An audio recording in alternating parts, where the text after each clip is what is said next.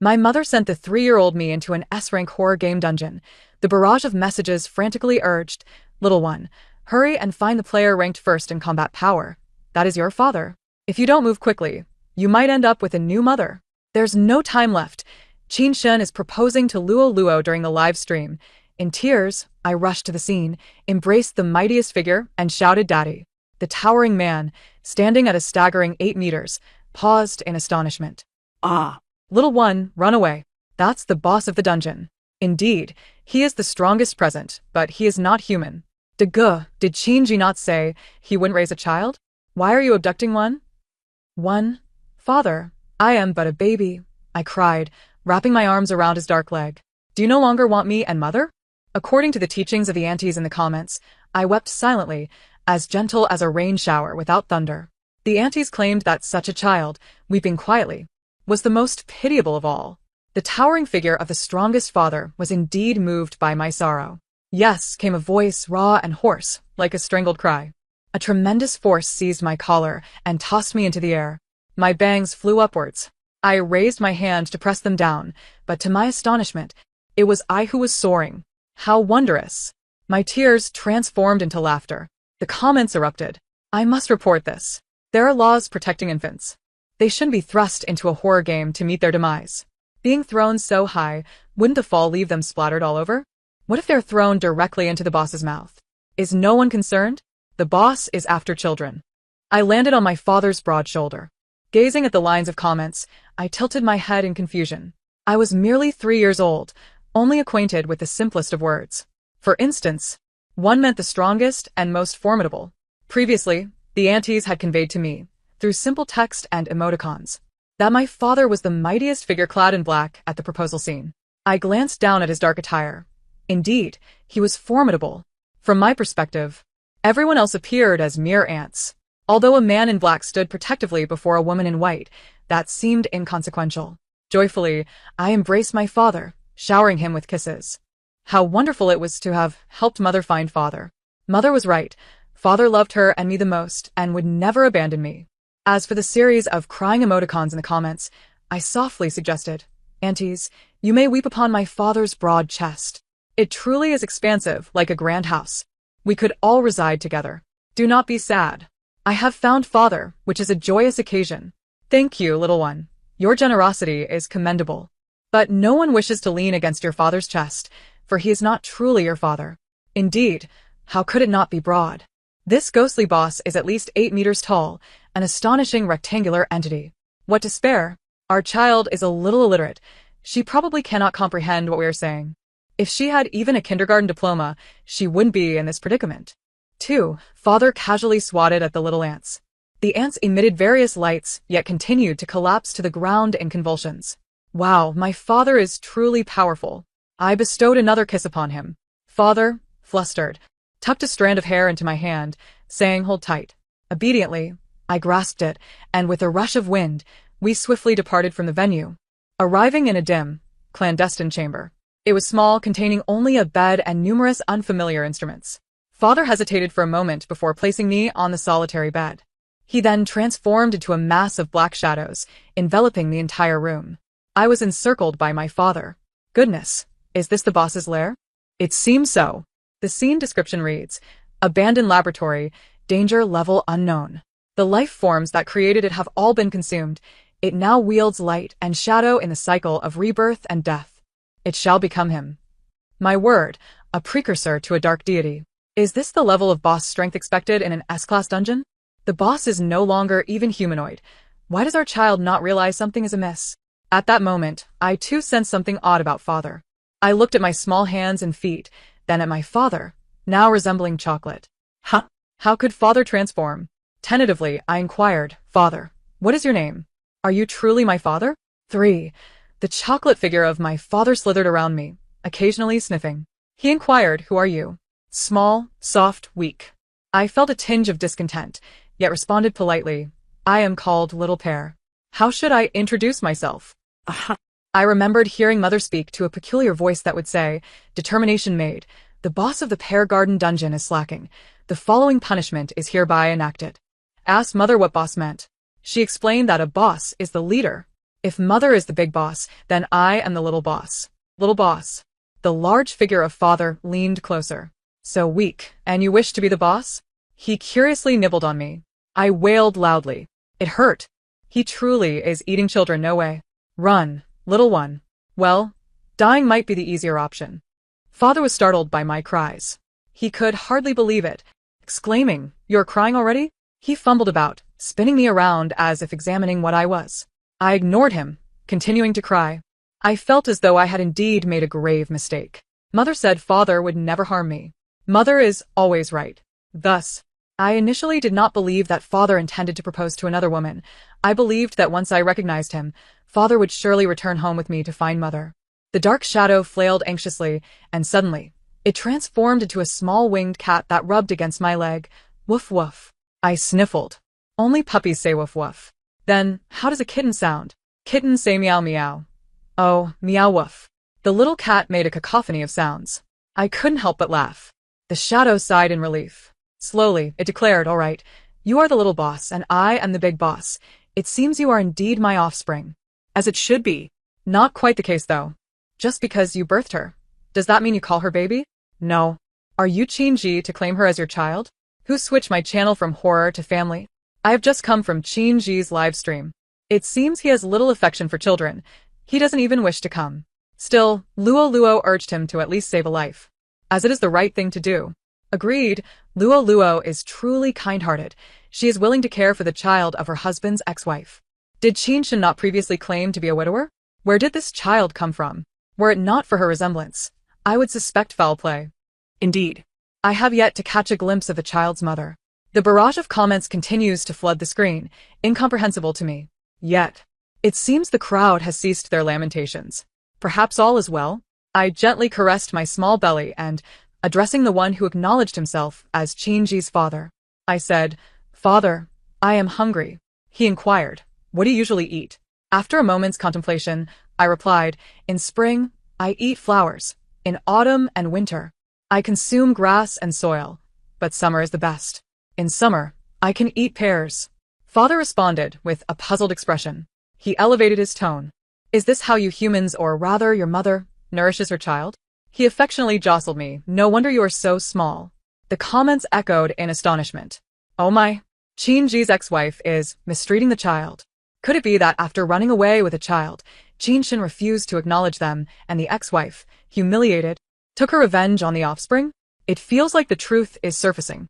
Perhaps the child was cast into this realm by the ex-wife using some trinket. Otherwise, how could such a small child enter the instance? The series of humans worse than ghosts. Even the boss is sympathetic towards the child. I pouted and lightly struck my father. That's not true. Mother takes good care of me. When she wakes up, she gives me delicious food. But she doesn't wake up often, so I have to find food for myself. Only when she awakens does she grant the child a morsel, leaving the child perpetually hungry. Upon receiving this information, father's expression soured. "Forget about that mother of yours. Come, I'll take you to find food." I, too, was incensed. "You cannot disregard mother. I am already a big 3-year-old baby, not a small 2-year-old child. I can find food to take care of mother." At last, father ceased to argue with me. He lifted me up and hurried towards a place filled with numerous houses. The night had deepened. Father knocked on the door of the highest floor. "Knock knock. Open up. This room is one of the dormitories of Qingchuan No. 1 High School, the core of this S-level instance. Qin has been leading his team here for 3 days. During this time, he has single-handedly resolved all the anomalies, achieving 0 casualties for the team. It was only today that he chose a safe moment to propose to Luo. However, no one could have anticipated that before Qin could even open the ring box, everyone was firmly pinned down by an unprecedented anomaly. In that instant, the seer, Chunling, could see the Grim Reaper beckoning without even utilizing his innate skill. He felt a mixture of fear and exhilaration. He was dissatisfied with this proposal, which had garnered cheers from all viewers in the live stream. Very dissatisfied. Over the past 4 years, the Black Yao team had seen its old members continuously dwindle, replaced by new blood, and the memory of Sister Rongyue was fading, leaving only a scant few behind. Just before entering the Qingchuan instance, Qin had assured them that the remnants of Sister Rongyue were only left in the hands of those whom she had saved with her life, and he would do his utmost to protect them. In the blink of an eye, Qingji had become infatuated with Luo Luo and was intent on proposing in the instance's live stream. Chunling found it repulsive. He was completely taken aback by this boss. But perhaps perishing together wouldn't be so bad. Betraying Sister Rongyue, Qingji was better off dead. Yet, he did not foresee a child, a little one adorned with Sister Rongyue's handwriting, bursting in. She was truly lovely, delicate like snow, resembling a miniature version of Sister Rongyue. The child hugged the boss and called out Daddy, only to be whisked away by him. Chunling was left in shock. The ensuing comments in the live stream revealed that this child was indeed Qingji's, urging him to rescue her. Luo Luo, with tear-stained eyes, generously encouraged Qingji. Her gaze filled with grievance. Qingji, heartbroken, declared, "Everyone is injured today. Let's rest for the night. I will address my personal matters later." Chunling struck Qingji. This was Sister Rongyue's child. How could it be dismissed as merely his personal business? Qingji immediately retaliated, and after a brief scuffle, Chunling and 3 other veteran teammates were forcibly confined to this dormitory. According to the rules of this instance, each dormitory could only accommodate an odd number of occupants, and leaving after dark was forbidden. Qingji and Luo Luo were intent on their demise. Thus, that night, none of the 4 in the dormitory slept. Prepared with various life-saving tools, bracing for what lay ahead. Night fell. A knock echoed at the dormitory door. The boss from earlier called out, "Open the door. Do you have food? Food suitable for a 3-year-old human child. If not, I shall kill you. Open the door." I perched upon my father's shoulder, echoing the call. Accompanying father to seek food felt akin to a thrilling hunt. Father turned to me with disapproval. "Be fiercer. Do not act spoiled." Oh. I straightened up, hands on my hips. "Open the door. If you don't open the door, what will father do?" Father spoke too quickly. I forgot. A flurry of love hearts streamed through the comments. "Ah, the little one is so adorable. So tiny, she can't even reach the doorknob when she jumps. Yet she's trying to act fierce. To follow the boss and causing mischief at such a young age, Qinshin, please take the child back. Do not let her be led astray." Father, resigned, ruffled my hair. "They won't dare keep the door shut." He extended his hand, grasping, and the wall connecting the window to half the door was torn away. "Look, it's open." Wow. Father is so impressive. My eyes sparkled with delight. Father smirked subtly, inclined his cheek towards me. Oh, he wanted a kiss from his baby. I leaned in for a gentle touch, and suddenly, everything blurred before me. I was airborne once more. Adults love to play flying high. This time, I was caught by a man, tightly embraced in his arms. "Uncle, you cannot hold me without parental consent." I pushed against him. Father, towering and having remained outside the building, now melted into shadows, surging towards us. Father roared, "Return the child to me." The uncle, upon seeing this, clutched me and fled. 2 women and a man appeared beside us. "Chunling, take the child and go first," one sister instructed. "We will hold them off." "Understood." I nestled in the uncle's embrace, feeling droplets fall upon my head. I looked up. It wasn't raining, but rather, it was the uncle's tears. He was frightened and sorrowful, his hands trembling as he held me. He knew they were no match for my father. "Please return me to my father," I implored. "My father is very powerful. You cannot defeat him." The comments were rife with discussion. Has Chunling lost his mind?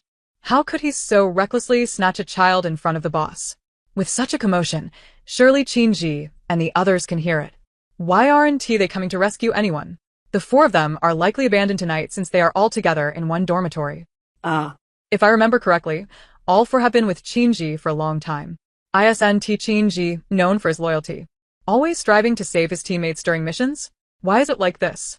Can we please refrain from being overly virtuous? Everyone has seen how formidable this boss is. What is the difference between rescuing and courting death?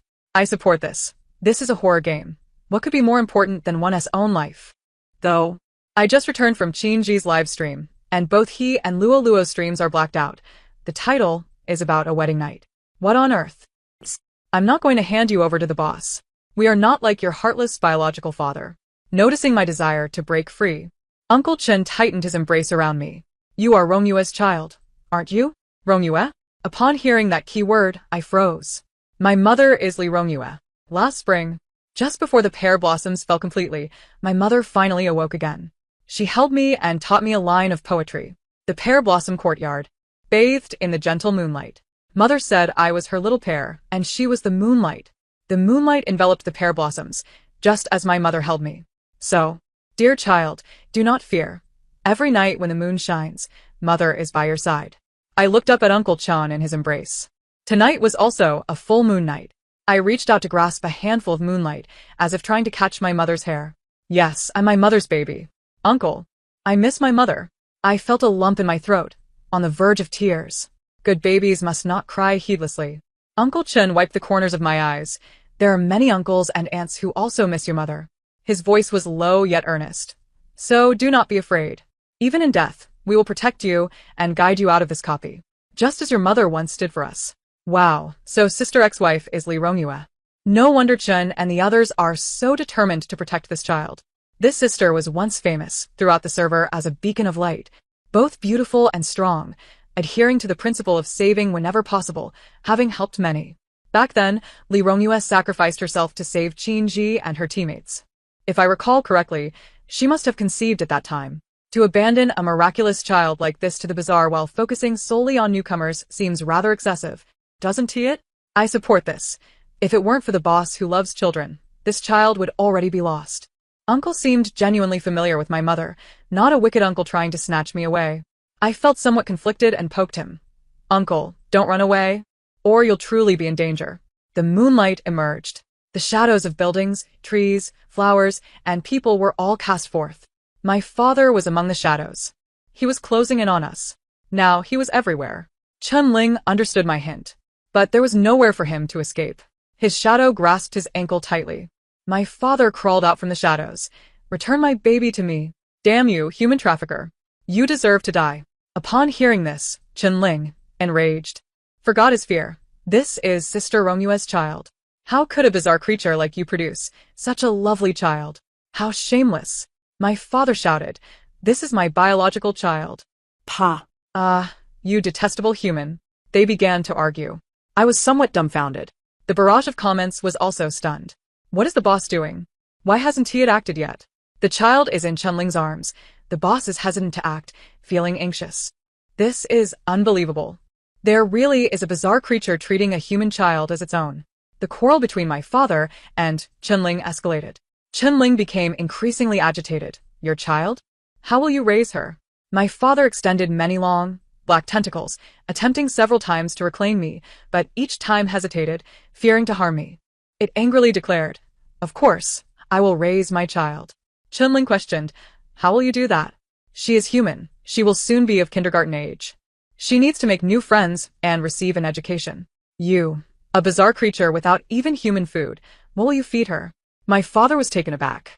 It nervously glanced at me, embarrassedly lowered its head. It ceased its attempts to snatch me away and rummaged in the shadows, producing 2 women and 1 man bound. A trade. Uncle Chen's body trembled. His eyes turned red. The 3 shook their heads at him, resembling a tragic yet kind-hearted character from my mother's plays, stubborn and good-natured. I sighed. Sigh, does anyone remember that the baby is hungry? I absently patted my belly. The baby hasn't had a meal yet. Uncle Chun, I'm hungry. I pushed aside his arms that were holding me, wanting to jump down. The ground was pitch black. My father surrounded us. How could Chun Ling dare to let go? A short-haired sister on the ground chimed in. I have chocolate and bread in my pocket. The shadow instantly lunged toward her pocket, instinctively searching through the other 2 as well. Father remained silent, offering me the food, shaking it enticingly. The short-haired sister cautioned. Hey, has the child had chocolate before? Be careful of allergies for the first time. My father was silent. It didn't he know? The tentacles extending from the shadow turned into sorrowful curls. It's okay to eat. Mother has given it to me before. It was also taken from the pockets of a group of uncles and aunts. I took a small bite of the chocolate, then handed the rest back to my father. Daddy eats. For me? Father was taken aback. Yes. Little people eat little bites, and big people eat big bites. It's only fair. I said to Uncle Chun. Thank you for wanting to protect me. But it's late. I want to go home and sleep with Daddy. I tried to push him again. This time, Uncle Chun released his hold. His expression was complex. Following his gaze, I saw my father grinning foolishly while holding the chocolate. I jumped down, and my father immediately embraced me. Daddy, let's go home. All right. Father no longer allowed me to sit on his shoulders. He held me tightly in his arms, guarding me closely as if cradling a treasure. After finishing the chocolate in my mouth, I licked my lips. So sweet. I love it. Father held the remaining chocolate to my mouth. I swallowed and didn't open it. Daddy eats. It was a rare treat. I couldn't eat it alone. Daddy doesn't like it. Baby should eat. Mother said the same. It wasn't he true. I wouldn't he listen, humph.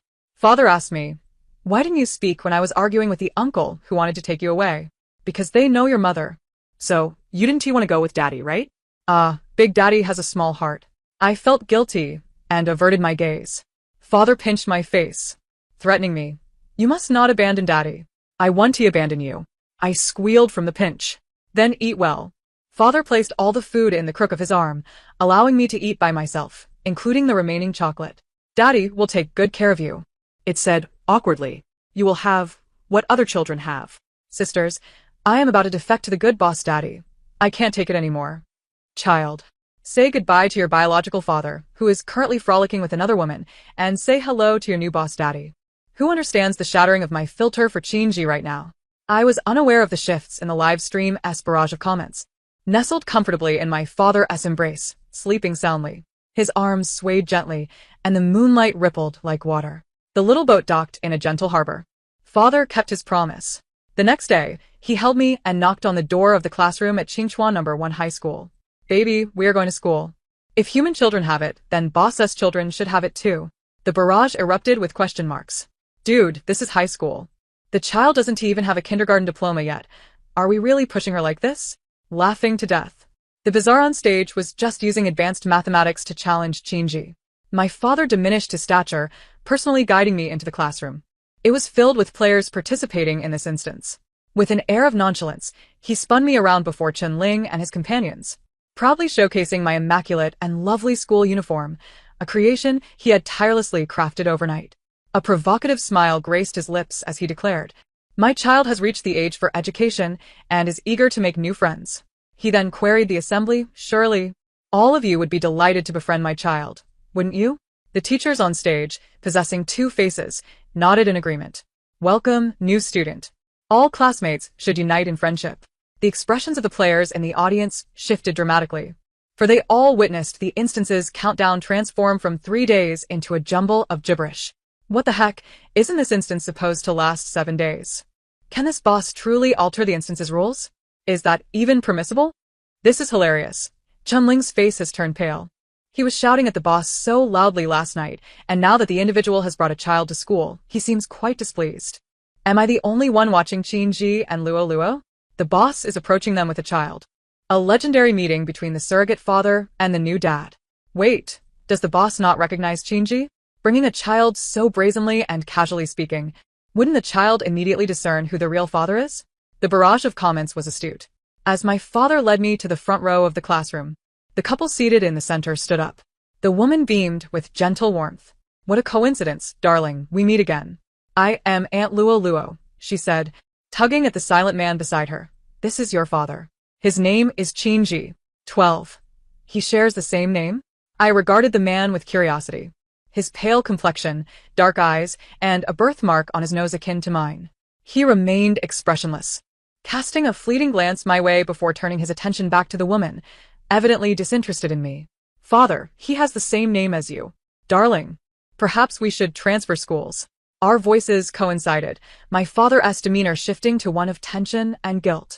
This is amusing. It appears the boss is aware he has taken someone else's child. Boss, the language of human infants is slow hands.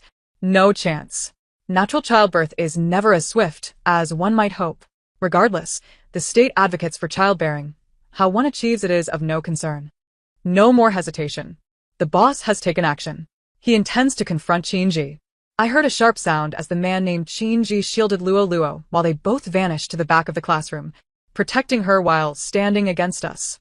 Desks and chairs lay shattered around us. Fighting is strictly prohibited in the classroom. The dual-faced teacher on stage fixated on my father with all 4 eyes. I quickly grasped my father's hand. I apologize, teacher. We will compensate for the damages. I understood now, like my mother, my father too could not flout the rules without facing consequences. Teacher, class is in session. Parents are not permitted to remain in the classroom. Luo Luo turned to my father. You are this child's guardian, correct? My father froze. Luo Luo seems quite perceptive, She has swiftly identified the boss's Achilles heel. Now he must either break the rules or confess he is not the child's parent. Isn't it said that Luo Luo is a seduction-type player who relies on charming men to progress? Such stereotypes are misguided. Luo Luo ranks among the top 100 players. Surely no one believes she is a delicate flower. Indeed, Qin Ji seems to think just that. He hardly glanced at the child and showed no intention of recognition, his entire focus on protecting Luo Luo. Alas, not being loved is truly unfortunate. Father, please wait for me outside. I smiled at him. Love you. The ominous aura surrounding my father dissipated as he looked at me in unease. Darling, shall we return home together after school? Sure, let's make a pinky promise. My father shot a cold glare at the players and slowly retreated from the classroom. Upon exiting, he transformed into a swirling mass of black mist, enveloping the entire classroom, with his eyes peering from every pane of glass. The parents were no longer present. The players grew increasingly frightened. The classroom descended into darkness. Chun-Ling and several other adults seized the opportunity to shift positions, encircling me. When the lights flickered on, I found myself distanced from Luo Luo and Qin Ji, as if we were two distinctly separate circles. Several adults discreetly passed me notes. Though Qin Ji has become your stepfather, you still have many godfathers and godmothers. Hello, darling. I am your Aunt Lu. Your mother and I are friends. Little one, we will protect you. I glanced at the notes in my hands, scratching my cheek. I didn't know how to read. For the first time, I yearned to study seriously and learn these characters. It felt as if there was an abundance of love in my hands. I wished to comprehend it, to respond. 12. Oh no, I cannot understand. Not a single word the teacher says makes sense. Am I truly foolish? QAQ? I sniffed, intending to doodle flowers as gifts for my father and the aunts and uncles. Haha, the child is on the verge of tears, unable to recognize letters while grappling with inequalities. The child's eyes are clear yet perplexed. Why doesn't this knowledge enter their mind? After enduring a lengthy class, no players exited the classroom for a break. My father pounded on the glass, the sound echoing. Luo Luo approached Qin Ji, making her way closer to me. Chun-Ling and the others did not budge, shielding me. Luo Luo's gentle smile faltered. She was left with no choice but to ask through them. Darling, what is your name? She glanced at Qin Ji. Qin Ji also inquired, your name? Upon proximity, I recognized this uncle was indeed peculiar. He did not exude an aura of the strange or lifeless, nor did he radiate the vigor typical of the players. My name is Xiaoli. He did not respond immediately, not even blinking, tilting his head instinctively, awaiting Luo Luo's cue. Luo Luo grinned triumphantly. Hello, Qin Li. Behind you stands your father. Qin Ji, call him father. As for me, you need not feel obliged to call me anything. But you must not recognize a strange entity as your father. She gazed out the window, enunciating deliberately. Your mother perished at the hands of the instance's boss. Perhaps it is this very one you have come to recognize. The sound of my father's pounding on the glass grew louder. Chun-Ling's expression darkened. What does Luo Luo mean by that? Is she deceiving the child? Li Rongyue died in the Shi Li Yuan instance. What connection does this have with the boss? Utterly nonsensical. This boss seems to be making its debut. I have witnessed this instance's live streams before, yet never encountered it. Let us not assume the worst. Perhaps Luo Luo is trying to drive a wedge between the child and the boss, hoping to draw the child back to Qin Ji. After all, the child is human. What is it to follow the strange? That still feels excessive. Do they not fear hurting the child's feelings? I pouted, feeling displeased and unwilling to converse with these odd uncles and aunts. I am not Qin Li. I was born of my mother, and I take her surname. Moreover, the person beside you is not my father. He is not a living being. The revelation sent ripples through the surrounding adults, who immediately regarded Qin Ji with suspicion. Luo Luo's expression soured, her gaze towards me almost venomous. What nonsense is this child spouting? I bristled. I was not speaking nonsense. I was born from my mother in a coffin. She told me I was neither strange nor human. I have always stood between life and death, able to discern the strange from the living. My father is peculiar, resembling both the strange and the living. This uncle is even more peculiar, neither resembling the bizarre nor the living. Dingling. The sound of the class bell interrupted the words I had yet to utter. Teacher, isn't there a quiz today? Lolo raised her hand just in time. Can we commence the examination now? She fixed her gaze upon me, asserting, in the spirit of educational equity, every student should partake in the assessment, correct? The barrage of comments erupted.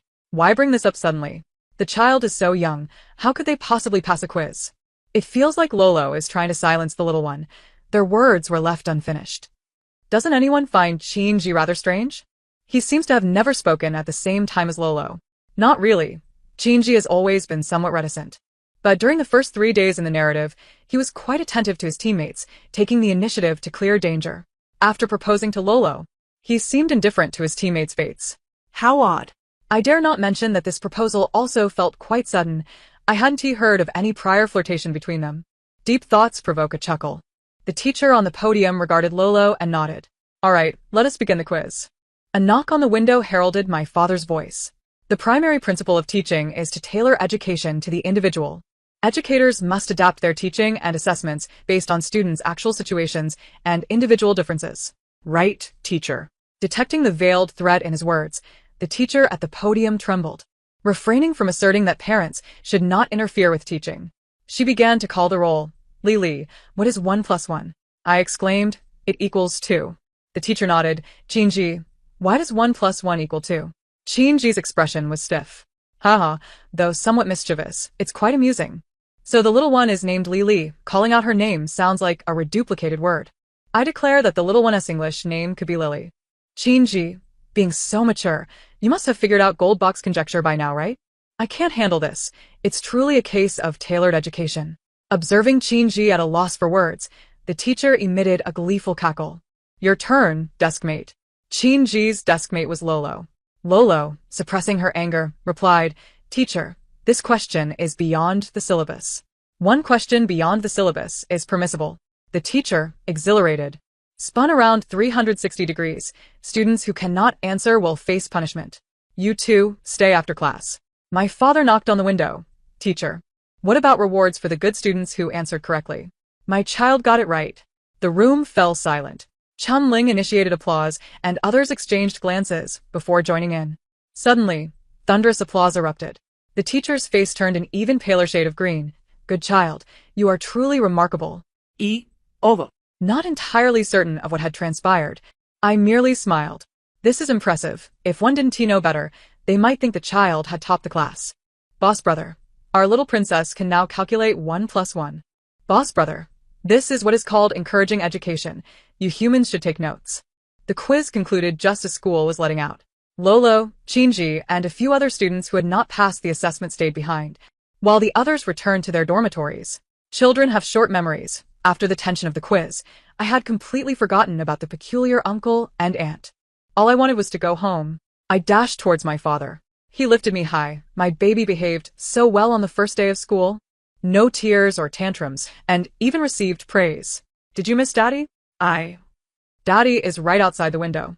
My father rubbed my face against his. Dissatisfied. Good baby should think of Daddy while at school. Is this also a school rule? Indeed.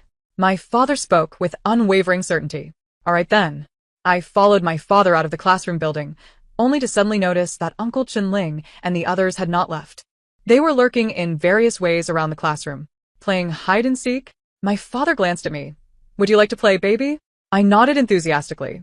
My father picked me up and crouched next to Chun-Ling, giving him a kick. Make way, my child wants to play too. Chun-Ling took a deep breath and moved aside. It seems Chun-Ling and the others are observing Lolo and Shinji. They are growing suspicious. It is indeed quite strange. Isn't Shinji the top of the leaderboard? Why isn't he using any items? Purely hand-to-hand combat. I squatted beside my father. A small lens materialized before Uncle Chun-Ling, who focused intently, his expression growing increasingly serious. What could he be watching? My curiosity led me to nudge closer. Chun-Ling, without diverting his gaze, instructed, Baby, wait a moment. Uncle is busy with serious matters, and please ask your father not to disturb me. Okay. My father nonchalantly withdrew his hand that had been on the lens.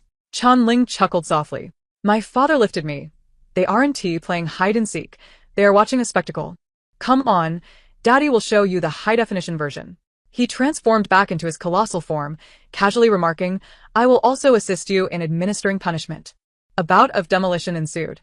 The players engaged in fierce combat within the room, and the bazaar suddenly stood in the open space, without any cover.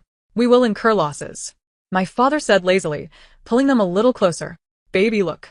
TSK, fight. His tone was akin to urging a spectator at a cockfight. In the midst of the chaos, Chunling hurled a water mirror towards Lolo and the others. The mirror flashed.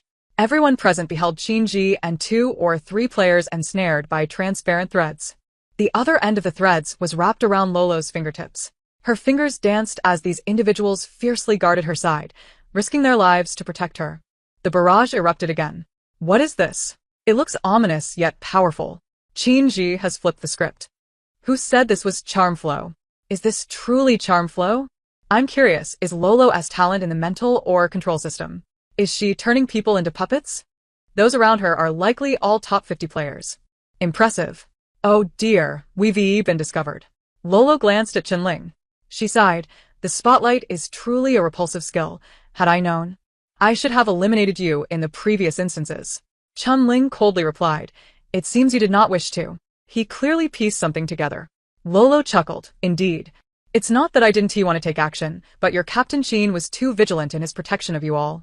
Fortunately, he went mad and fell into that sinister laboratory, allowing me to reap the benefits. Chunling questioned. He never acts without consulting me. How did you deceive him into entering that laboratory? I merely informed him that the laboratory is a hidden level, harboring the birth of a deity that can disregard life and death.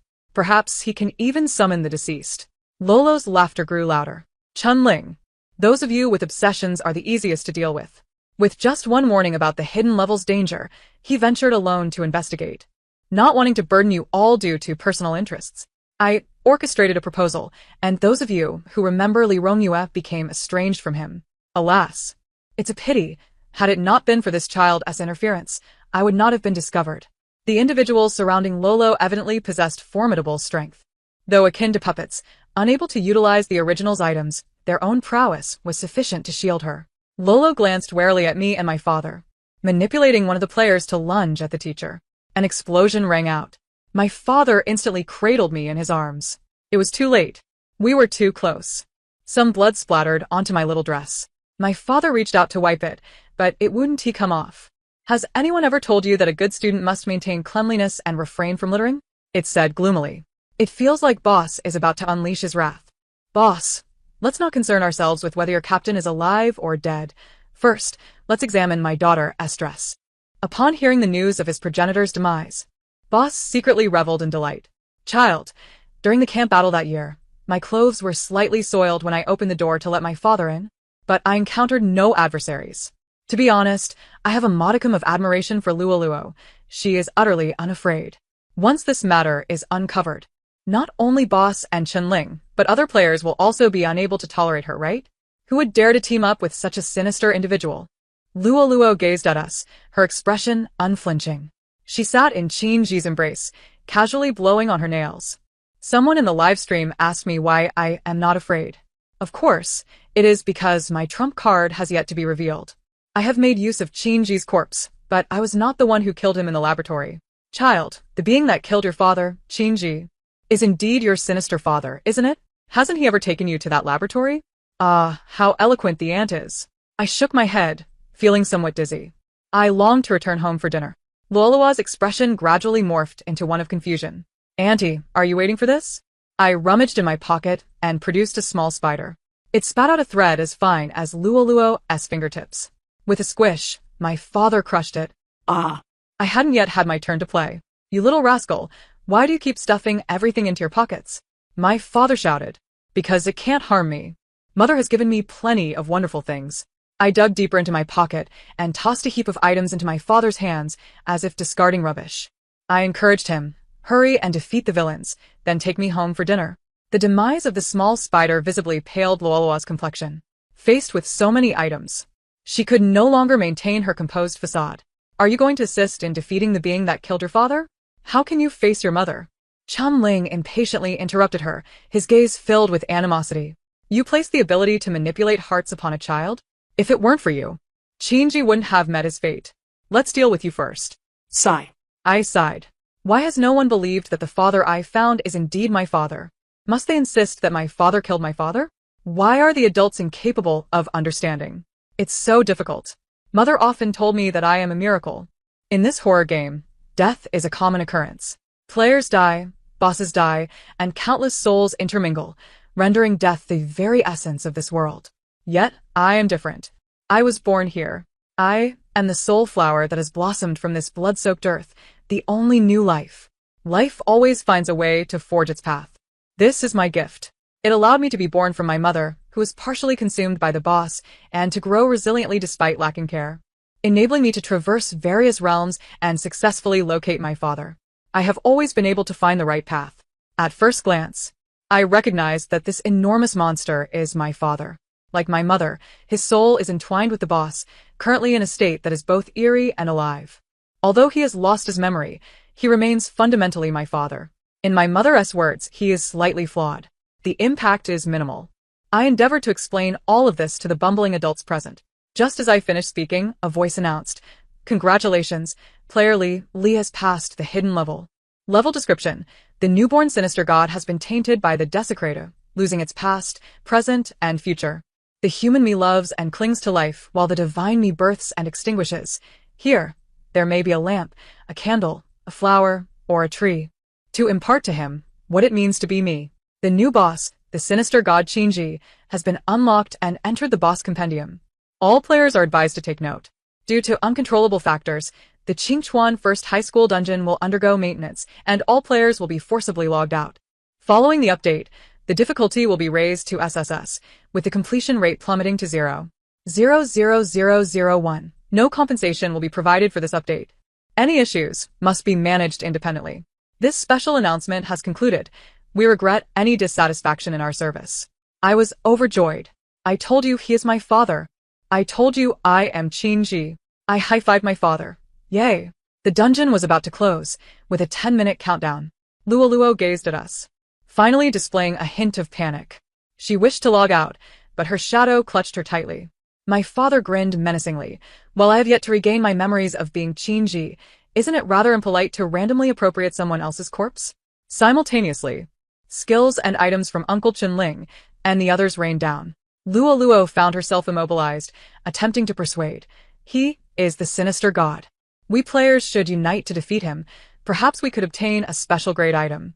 Chunling scoffed. I would fight the sinister god Qingji? I couldn't even defeat him when he was human. Don't be ridiculous. Let us first reckon with our grievances. Luo grasped her puppets. We may have enmity, but do you not see that my subordinates are unable to even protect their own corpses? For instance, your esteemed captain, Qingji. My father answered her. He reached out and tore apart his own corpse. Filthy, I no longer want it. The other players, including Qinling, felt no hesitation. The deceased have perished. Allowing their corpses to be manipulated is the true desecration. The scene gradually turned bloody. In the end, Luo exerted her last ounce of strength and lunged in front of me. Child, she forced a smile, spare my life. And I shall teach you how to control men like I do with dogs. You are a particularly clever little girl.